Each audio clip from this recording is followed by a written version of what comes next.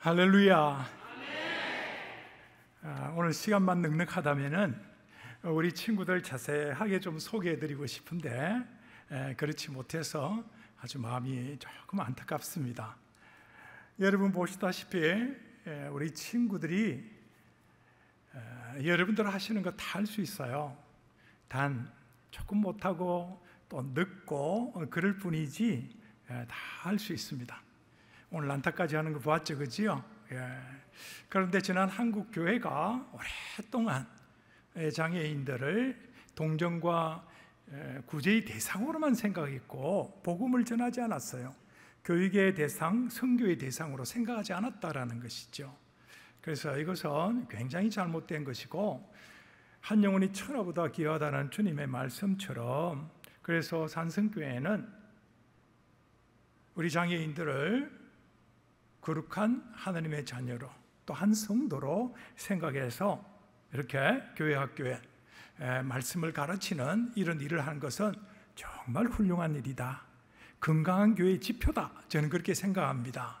그런 의미에서 여러분 훌륭하신 지금 사역을 하고 계시고 또 우리 장애인들과 그 가족들도 정말 멋진 성도로서 성장해 나가는 데 있어서 정말 축하해 드리고 싶습니다. 다시 한번 우리 서로 격려 박수하죠.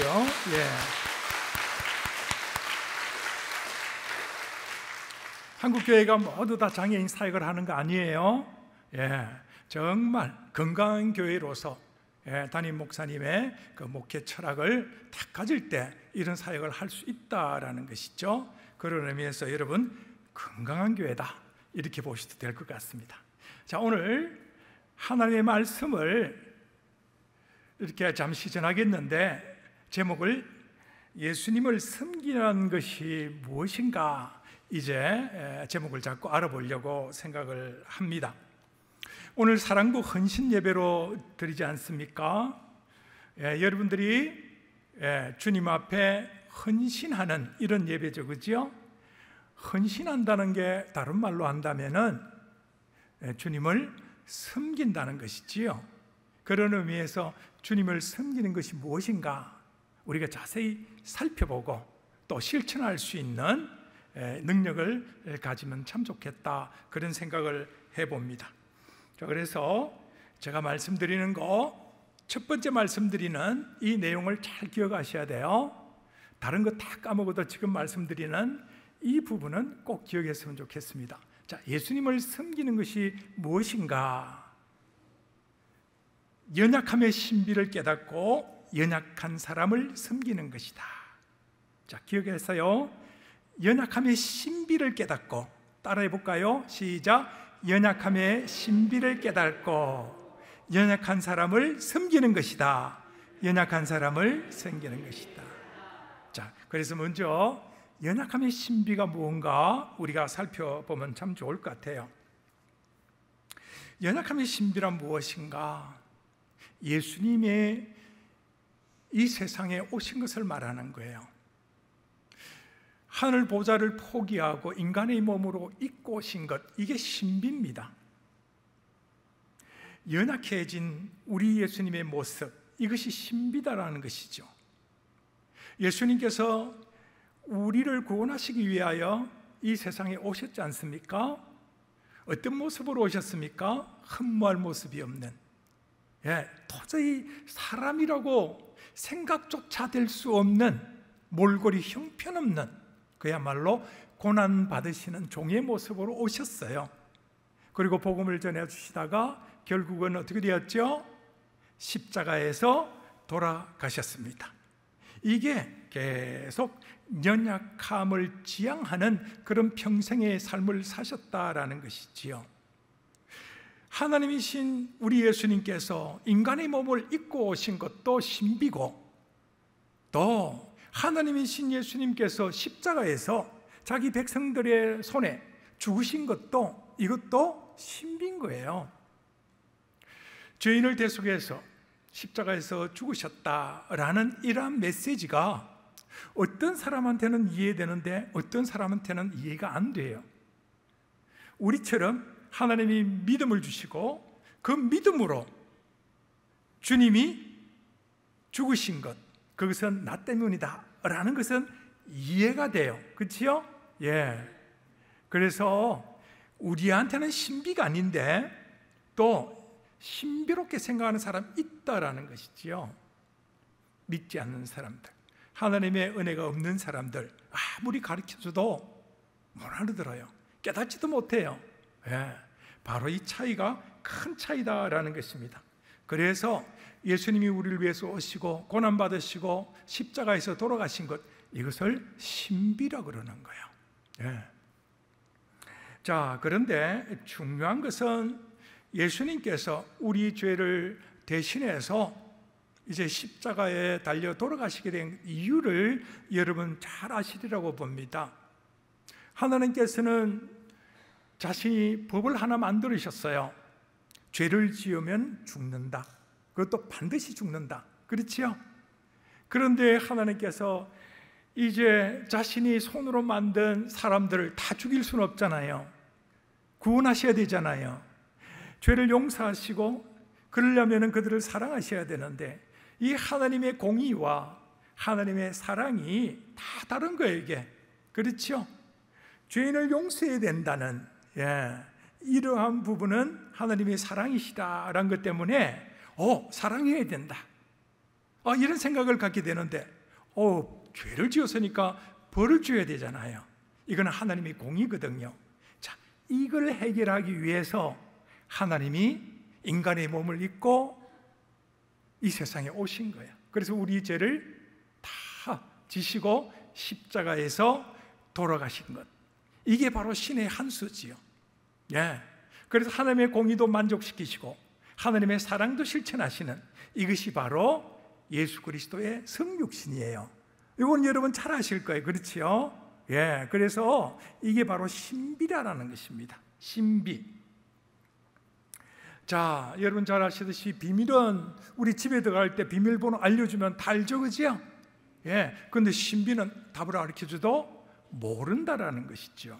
아까 말씀드린 것처럼 믿음이 있어야 알아요. 하나님의 은혜를 받은 사람이 이 성육신에 대한 예수 그리스도의 이 세상에 오심과 그리고 십자가에서 죽은 사건, 이것을 믿음 있는 사람, 하나님의 은혜가 있는 사람만 깨닫게 되는 진리다라는 것입니다. 그래서 연약함의 신비라는 거예요. 여러분들은 연약함의 신비를 잘 알고 계세요. 자, 그래서 1차 관문은 통과했다, 저는 그렇게 봅니다. 자, 예수님께서 우리 가운데 오신 이 놀라운 사건은 하나님의 긍휼 때문에 그래요. 이제 교회에서는 긍휼이라는 말을 많이 쓰는데 사실 이 긍휼이라는 말을 사회에서는 잘 안 써요. 그렇죠? 긍휼하다, 하나님은 우리를 긍휼히 여기신다라는 이런 말, 우리는 많이 듣고 잘 알잖아요. 그렇죠? 이 긍휼이라는 뜻이 어떤 뜻인가? 쉽게 얘기하면은 하나님이 우리를 구하시러 보좌를 부리시고 이 세상에 오셨다, 이게 긍휼이에요. 여러분 상상할 수 있겠습니까? 우리는 믿음으로 이제 알기 때문에 긍휼을 쉽게 생각하는데 도대체가 있을 수가 없는 일이잖아요. 제가 서울에서 내려오는 것, 이거 아무것도 아니지요. 하늘에서 땅에 떨어지신 분이 하나님이세요. 왜? 우리를 구원하시기 위해서. 이게 긍휼이라는 거예요. 그러니까 하나님이 우리에 대한 긍휼이 얼마나 크세요. 그렇지요?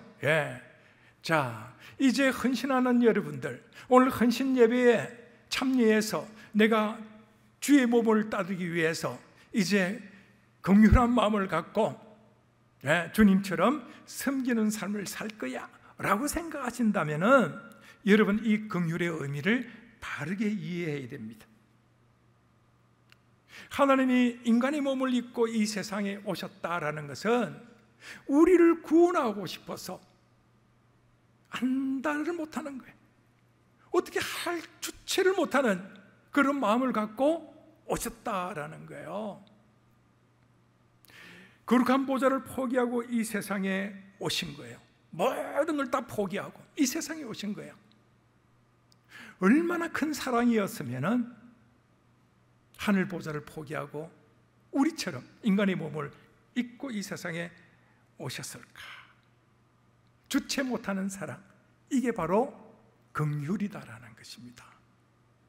여러분들이 이제 헌신하면서 이 긍휼이라는 마음을 갖고 있어야 돼요. 주체 못하는 하나님의 사랑을 깨달아야 된다는 거예요. 그리고 사랑을 실천하는 자리까지 나아갈 수 있어야 됩니다. 이 긍휼이라는 마음은 주님의 본에서 살펴볼 수 있듯이 겸손하게 낮아지는 거예요. 겸손하지 않으면 긍휼의 마음을 가질 수도 없고 긍휼을 실천할 수도 없다라는 것을 우리가 예수님을 통해서 알 수가 있습니다. 자, 예수님이 어떻게 하늘 보좌를 버리시고 이 땅에 어느 곳에 왔는지 한번 잠깐 살펴볼까요? 자, 예수님은 하늘 보좌를 버리시고 이 땅에 오셨는데 세상의 가장 작은 나라 어딜까요? 이스라엘. 가장 작은 도시 베들레헴. 가장 낮은 말구유. 그리고 가장 치욕적인 자리, 가장 낮은 자리, 십자가. 예수님께서는 하늘 보좌를 버리시고 긍휼히 마음을 갖고 이 세상에 오셨는데 가장 낮은 곳만 가셨다라는 거예요. 그리고 얼마나 겸손하세요. 그렇지요? 이 긍휼의 마음은 겸손을 포함하고 있다, 이렇게 보셔야 되는 거예요. 예수 그리스도를 따라가는 우리들, 그래서 예수님처럼 섬기는 우리의 모습을 발견할 수 있는데, 그러나 꼭 기억해야 될 것은 이 긍휼의 마음을 갖고 그 안에 겸손한 자세를 가지면서 섬겨야 된다는 것입니다. 자, 그런데 예수님을 따라다니던 12제자들은 겸손했을까요? 아니면 조금 교만했을까요? 우리가 한번 살펴봐야 됩니다. 자, 그 당시 예수님이 계셨을 때 예수님이 복음을 전하며 또 하나님의 사랑을 전했던, 그래서 많은 기적이 있었죠. 그래서 예수님께서 나사렛 회당에서 이제 내가 복음 사역을 한다, 메시아 선언을 하면서 이제 하나님의 말씀을 증거했는데, 그 말씀이 어떤 말씀인지 제가 한번 읽어드릴게요. 자, 주의 성령이 내게 임하셨으니 이는 가난한 자에게 복음을 전하게 하시려고 내게 기름을 부으시고 나를 보내사 포로된 자에게 자유를, 눈먼 자에게 다시 보게 함을 전파하며 눌린 자를 자유롭게 하고 주의 은혜의 해를 전파하게 하려 하심이라. 예수님께서 이제 복음 사역을 다 이제 하기 위해서 메시아 선언을 하신 거예요. 어디서? 나사렛 회당에서. 자, 근데 이 주요 대상에 살펴보면은 가난한 자, 포로된 자, 눈먼 자, 눌린 자, 그야말로 세상에서 작은 자요, 소외된 자요, 약한 자가 주 대상이라는 거예요. 여러분, 사복음서 오늘 돌아가서 한번 읽어보세요. 예수님의 관점에서 사복음서를 읽어보면요, 예수님이 주로 만나고 주로 사랑했고, 그리고 복을 전하면서 치유의 기적, 하나님의 사랑을 다 붙준 사람이 누구냐 그러면은 가난한 자, 헐벗고 굶주린 자, 병든 자, 장애인, 이런 자들이에요. 그야말로 한마디로 얘기하면 작은 자, 약한 자들을 사랑하신 주님의 모습을 공생의 사역 속에서 늘 볼 수 있다라는 것이죠. 그러니까 예수님께서 긍휼의 마음을 갖고 이제 작은 자, 약한 자를 주로 만나시면서 그들을 치유하시고 가르치면서 복음을 전하셨다라는 거예요. 자, 여러분 잘 아시는 대로 앞을 보지 못하는 사람 눈을 뜨게 하셨어요. 그 외에 여러 장애인들 다 이렇게 고쳐주셨어요. 자, 그 의미가 어디 있을까 궁금하지 않습니까? 제가 해석하기로는 이래요. 어떻게 날 때부터 앞을 보지 못하는 사람의 눈을 뜨게 하셨을까? 자, 많은 사람들이 궁금하잖아요. 그치요? 바로 그게 내가 누군지 알려주시는 거예요. 하나님이 아니고서야 어떻게 앞을 보지 못하는 사람, 그것도 선천적으로 앞을 보지 못하는 사람의 눈을 뜨게 할 수 있냐라는 것이죠. 다시 말해서 눈을 뜨게 하신 예수 그리스도, 그분이 하나님이시다라는 걸 증명해 보이는 거예요. 하나님이 이 세상에 오셨으니까 하나님 나라가 임했다라는 것도 증명해 보이고요. 그렇지요? 예, 복음을 가르치면서 천국 소망을 이제 심어주는 거예요. 그리고 하나님이 통치하시는 모습, 정의로 다스리는 모습, 이것이 바로 병든 자가 병이 치유되고 장애가 고침받고 억눌린 자, 가난한 자, 헐벗은 자, 이런 모든 사람들이 회복되는, 그래서 하나님이 통치하시고 다스리는 그런 표징이 바로 이런 기적이다라는 것입니다. 하나님이 계신 곳이 하나님 나라요, 하나님이 다스리는 곳에는 기적이 일어나야 정상인 거예요. 이것이 바로 예수 그리스도께서 우리에게 성김이 모범을 보여주신 거예요. 그래서 이제 많은 사람들이 모이들기 시작했습니다. 자, 여러분 생각해 보세요. 수많은 사람들이 구름대처럼 몰려들었습니다. 2,000명, 3,000명, 4,000명 막 몰려들었어요. 세상에서 말하면 인기가 짱이었다라는 거예요. 자, 이렇게 인기가 짱인 우리 예수님, 그 뒤에 보살핌을 이렇게 하는 역할을 맡았던 12제자 어떻게 되었을까요? 어깨가 올라갔겠죠, 그죠? 예, 슬슬 교만하게 된 거예요. 예수님의 인기가 올라가고, 야, 예수님이 하나님인 것을 알고 이러니까, 야, 우리도 뭔가 되겠다. 하나님 나라 가면은, 야, 큰 자리를 차지하겠다. 그래서 자기들끼리 쑥덕쑥덕 한 거예요. 야, 누가 큰 자인가? 교만해지가지고. 심지어는요, 예수님께서 잡히시기 전날 밤, 예, 만찬을 하시는데 제자들을 놓고 이제 나는 죽는다, 고별 인사를 하는데 그 자리에서까지 네가 크니, 내가 크니, 네가 큰 자리 앉니, 네가 큰 자리 앉니, 교만해가지고 다 이렇게 됐다라는 거예요. 예수님께서 이들의 교만한 모습을 아시고 그들 가운데 어린아이를 하나 불러 세웠어요. 그리고 경고의 말씀을 주셨습니다. 자, 너희들 예수 그리스도의 제자인 것은 알지만은 너희들이 이 어린아이처럼 낮아지지 않으면은 아예 누가 큰 자가 아니라 하나님 나라에 들어가지 못해. 아예 들어가지 못해. 교만한 자가 하나님 나라에 들어가지 못한다고 경고의 말씀을 준 거예요. 교만한 사람은 연자못들을 목에다 걸고 바다에 빠지는 것이 더 낫다고 말씀하셨다라는 거예요. 왜 이렇게 무시무시한 말씀을 하셨을까요? 섬기는 자는 겸손한 자가 되어야 된다라는 것입니다. 예수 그리스도의 이름으로 섬김을 행하는 자는 겸손한 자가 되어야 된다라는 것입니다. 여러분 생각해 보셨습니까? 여러분 다 섬기는 자예요. 그렇죠? 예수 그리스도를 믿는 자는 예수 그리스도의 모범처럼 많은 사람을 섬기는 자다라는 것입니다. 여러분 섬기는 자로 부르셨어요. 그렇다면 긍휼의 마음을 갖고 주체하지 못하는 사랑을 나눠주기 위해서 겸손해야 되는데, 간혹 보면은 교회 안에서도 직분을 앞세우고 나이를 앞세우고 사회의 명예를 앞세우면서 어깨를 탁 이렇게 올리는 분들이 있더라라는 거예요. 굉장히 위험한 것이지요. 그래서 우리 하나님께서 여러분 가운데 그야말로 작은 자요 연약한 자의 대명사라고 할 수 있는 장애인을 두신 거예요. 장애인들을 여러분 가운데 이 교회에 두신 이유가 뭐라고 생각되세요? 그것은 바로 이들을 통해서 우리가 갖고 있는 영적 장애 아니면 영적 교만, 이것을 깨달으라고 거울 같은 역할을 하기 위해서 우리 가운데 보내주신 거예요. 물론 그것만 있는 건 아니지만은 가장 큰 이유가 있다면은 이들의 장애를 통해서 우리 영적 장애를 발견하도록, 깨닫도록, 그래서 더 작은 자요 더 낮은 자로서 겸손한 자로서 주님을 섬기고 하나님 나라를 확장시키는 그런 일에 그리스도인으로서 쓰임받기 위해서 우리 가운데 장애를 두셨다라는 것입니다.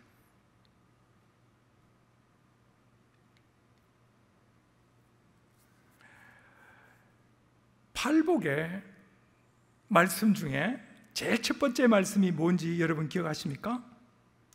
심령이 가난한 자는 복이 있나니 천국이 저희 것입니다. 마음이 가난해야 된다요. 사실 엄밀히 해석하면 마음이 아니지요. 우리의 영혼이에요, 영혼. 그러나 쉽게 해석한다면 우리의 심령이, 마음이 가난한 자, 바로 천국을 소유할 수 있다라는 것입니다. 여러분, 오늘 이 작은 자에 대해서 깊이 생각할 수 있어야 됩니다. 자, 예수님께서 이 말씀을 하셨을 때 유대인들 많이 모아놓고 말씀하셨겠죠. 그 당시, 예수님 당시의 유대인들이 어떤 처지에 있었는지 여러분 아십니까? 굉장히 절망 가운데 있었던 사람들이에요. 자, 하나님의 약속 가운데 어가바의 땅인 애굽에서 탈출해와서 가나안 땅에 정착했던 이 세대 유대인들이다라는 것이죠. 자, 젖과 꿀이 흐르는 땅이라는 가나안 땅, 여기 왔는데 딱 와보니까 또다시 로마라는 큰 제국이 그들을 식민지화시켜서 이제 나라의 주권이 없는 거예요. 나라 없는 백성으로서 그들이 또다시 억압된 삶을 살았다라는 거예요. 정치적으로 소망을 가질 수가 없었어요. 그러면은 나라와 주권이 없는데 어떻게 경제적으로 자립할 수 있겠습니까? 경제적으로도 너무 핍절하고 어려운 거예요. 그래서 유대 사회 속에서는 이제 여러 가지 경제적 문제로 나쁜 짓을 한 사람이 많았었습니다. 자, 세 번째, 그들이 그래도 유일하게 소망을 가지셨다면 야훼 하나님을 섬기는 것이었는데, 신앙적 이러한 가치를 가지고 살아가야 될 그 사람이었는데 신앙적으로도 소망을 가질 수 없었다라는 거예요. 왜 그랬을까요? 그 당시에는 신정정치 제도 하에 있었어요. 그래서 율법을 가지고 백성들을 지도하는 이들 바리새인들, 서기관들, 사두개인들, 이들이 그야말로 유대인 사회를 다스렸다라는 거예요. 그런데 이들이 모범이 되지 못했어요. 모범이 되지 못했다라는 거예요. 자기 배만 불리는 형식적인 신앙, 이것으로 백성들 앞에 나선 거예요. 그러니까 예수님께서 이 독사의 자식들아 하고 아주 야단을 치셨죠. 자, 정치적으로 소망을 가질 수 없어, 경제적으로도 핍절해, 그리고 유일하게 남아있는 이 신앙적 소망까지 송두리째 빼앗아버린, 그래서 아무 소망도 가질 수 없는 이런 사람들이 예수 그리스도 발 앞에 모인 거예요. 예수님께서 바로 이들을 두고 하시는 말씀이 심령이 가난한 자들, 복이 있나니 천국이 너희 것입니다, 이렇게 말씀하시는 거예요. 그야말로 아무 소망이 없는, 세상에 무엇이라도 소망을 둘 수 없는, 그래서 오직 예수 그리스도밖에 볼 수 없는, 예수 그리스도만 보고 예수 그리스도만 의지하며 천국을 소망해 두고 있는 그 사람들이 바로 하나님의 자녀들이요, 바로 천국의 주인이다라는 것입니다. 세상에서는 작은 자요, 약한 자라고 손가락질 받지만은 하나님 앞에서는 큰 자요, 그들이 바로 천국의 주인이 된다라는 것입니다. 이게 바로 연약함의 신비예요.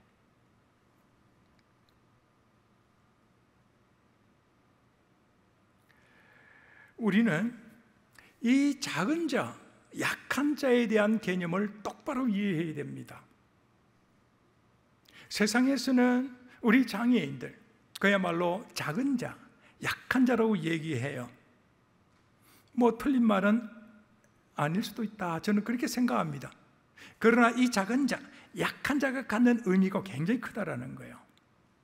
하나님 앞에서는 큰 자가 되어서는 안 됩니다. 다시 말해서 교만한 자가 되어서는 안 된다라는 거예요. 언제나 약한 자, 작은 자, 겸손한 자로 하나님 앞에 서야 됩니다. 하나님이, 왜냐하면 그들을 사랑하시기 때문에, 천국이 그들의 것이기 때문에.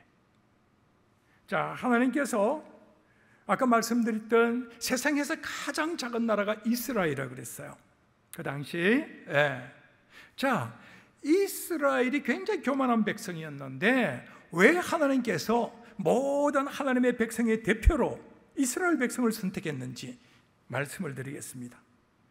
신명기 7장 6절 7절에 이렇게 되어 있어요. 너는 여호와 내 하나님의 성민이라. 내 하나님 여호와께서 지상 만민 중에서 너를 자기 기업의 백성으로 택하셨나니 여호와께서 너희를 기뻐하시고 너희를 택하심은 너희가 다른 민족보다 수요가 많기 때문이 아니니라. 너희는 오히려 모든 민족 중에서 가장 적으니라. 이스라엘이 성민으로 선택된 이유는 모든 민족 중에서 가장 적었기 때문에 하나님이 약한 자, 작은 자를 사랑하신다는 것이죠. 부족한 자를 사랑해요. 뭔가 가진 것이 없다고. 그래서 나는 정말 이 세상에서 작은 자야, 약한 자야. 그래서 그것 때문에 오히려 하나님만 바라볼 수밖에 없어. 이런 자를 하나님이 사랑하신다라는 것입니다. 하나님께서 또 이렇게 말씀하셨습니다. 하나님 나라가 어떤 곳인가 설명해 주는 게 있어요. 잘 들어보세요. 이사야 60장 22절에 이렇게 되어 있어요. 그 작은 자가 천명을 이루겠고 그 약한 자가 강국을 이룰 것이라. 때가 되면 나 여호와가 속히 이르리라. 작은 자가 천명을 이루고 약한 자가 강국을 이루는 나라가 하나님 나라다라는 것입니다. 사실 팔복은 예수 그리스도의 자화상이에요. 또 크리스찬이 자화상이 되어야 됩니다. 그야말로 심령이 가난한 자가 되어야 되고 핍박받는 자가 되고 의에 굶주린 자가 되고, 그래서 팔복을 보면 굉장히 작은 자, 약한 자로 딱 나타난다라는 거예요. 이게 예수 그리스도의 모습이에요. 또한 구원받은 하나님 나라의 백성의 모습이 되어야 된다라는 것입니다. 제가 말씀드렸듯이 크리스찬은 큰 자가 되려고 노력해서는 안 됩니다. 하나님 앞에서는 언제나 작은 자가 되어야 됩니다. 약한 자가 되어야 됩니다. 하나님이 사랑이시다라고 말씀하셨습니다. 이 말은 하나님 나라의 표상인 교회가 참 사랑의 원리로 운영이 되어야 된다라는 말하고 똑같은 거예요. 여러분, 하나님은 사랑이시다 이렇게 말씀하고 있잖아요, 그지요? 예, 하나님이 이 교회의 주인이세요. 자, 그렇다면은 하나님의 뜻대로 움직이는 이 교회에 가장 중요한 원리가 뭘까요? 참 사랑이 되어야 된다라는 것이지요. 교회 운영하는 원리가 돈이 아니에요. 프로그램이 아니에요. 참 사랑이 되어야 된다라는 것입니다. 참 사랑이 빠지고 난 다음에는 하나님의 나라라고 말할 수가 없는 것이지요. 예.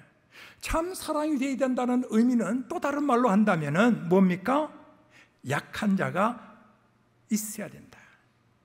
약한 자가 중심을 차지하고 있어야 된다는 말이에요. 그래서 하나님 나라는 약한 자가 천을 이루고 강국을 이루는 나라다 이렇게 말씀하신 거예요. 여러분, 여기서 전부 다 강한 자, 힘센 자만 가득한다면은 어떻게 서로를 섬기는 일이 있을 수 있겠습니까? 그렇지 않겠습니까? 예. 거룩한 공동체인 하나님 나라, 그것이 교회의 모습인데, 여러분, 참 사랑이 있어야 됩니다. 참 사랑의 원리로 움직여야 돼요. 교회를 요즘 공동체라고 얘기를 많이 합니다. 거룩한 공동체, 하나님의 공동체. 자, 공동체라고 이름을 붙일 때 그 이유가 있는 거예요. 여러분, 왜 공동체라고 이름을 붙이는지 잠시 생각해 보실까요? 함께 모여 있기 때문에? 아니면은 한 목표를 모든 사람이 지향하기 때문에? 아니지요. 한 목표를 갖고 또한 모여 있는 곳은 교회 아니라 극장에도 있고 축구장, 야구장에도 있어요. 그런데 왜 축구 공동체, 야구 공동체, 극장 공동체라고 말하지 않는 걸까요? 거기에는 참 사랑이 실천되지 않아요. 거기에서는 나의 유익을 위해서 다른 사람과 협력하는 그런 장소일 뿐이지, 나를 희생해서 그야말로 참 사랑으로 그들을 섬기는 것이 없기 때문에 공동체라고 말을 하지 않는다라는 것입니다. 사랑하는 성도 여러분, 하나님의 공동체는 참 사랑의 원리로 운영됨을 믿으시기 바랍니다. 그렇기 때문에 여러분들은 예수 그리스도처럼 긍휼한 마음을 갖고 적극적으로 약한 자, 작은 자의 자리에 찾아가야 되는 거예요. 그리고 그들을 주체할 수 없는 사랑으로 섬겨야 되는 거예요.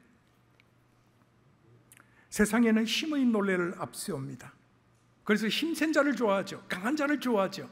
그러나 하나님께서는 이런 사람을 안 좋아하세요.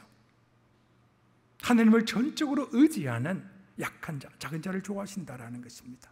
다시 말씀드립니다. 우리 가운데 장애인을 두신 이유는 바로 세상 논리에 가득 차서 우리가 강한 힘을 가지기를 원하고, 그리고 그것을 자랑하기를 원하는 우리의 모습을 똑바로 보도록 하기 위함이에요. 영적 교만을 깨닫게 하기 위함이다라는 것이죠. 그래서 순수한 우리 장애인들을 보면서 여러분, 하나님 나라를 와서 하나님 나라를 위해서 헌신하고자 할 때 정말 겸손한 마음으로, 약한 자, 또 작은 자의 마음으로 주님 앞에 전적으로 헌신하면 참 좋겠다, 그런 생각을 해봅니다. 이제 마무리를 하면서 바울 사도께서 하신 말씀을 함께 나누기를 원합니다. 고린도전서 1장 27절에서 29절까지 말씀을 잠시 읽어드리겠습니다. 하나님께서 세상에 미련한 것들을 택하사 지혜 있는 자들을 부끄럽게 하려 하시고, 세상에 약한 것들을 택하사 강한 것들을 부끄럽게 하려 하시며, 세상에 천한 것들과 멸시받는 것들과 없는 것들을 통하여 있는 것들을 폐하려 하시나니, 이는 아무 육체도 하나님 앞에서 자랑하지 못하게 하려 하십니다. 오늘 주님께서 우리에게 연약한 자를 앞에 놓고 교훈의 말씀을 하셨습니다. 주님을 섬기는 것이 무엇인가? 연약함의 신비에 눈을 뜨고 연약한 자의 자리에 앉아서 그들을 주체할 수 없는 긍휼의 마음을 갖고 섬기는 것이라고 말씀을 하셨습니다. 이런 자가 하나님 나라에 들어갈 수 있다라는 것입니다. 이렇게 작은 자, 소외된 자, 정말 세상에 소망을 가질 수 없는 이들에게 한 것이 곧 내게 하신 것이다 라는 주님의 말씀을 기억하면서, 천국을 소망을 두고 있는 여러분들, 많은 상급을 쌓기 위해서 이들을 적극적으로 섬기시고, 그래서 이들을 멋있게 세우시는 그러한 사역을 계속 펼쳐나갔으면 좋겠습니다. 하나님의 은혜가 우리 모두에게 임하기를 바랍니다.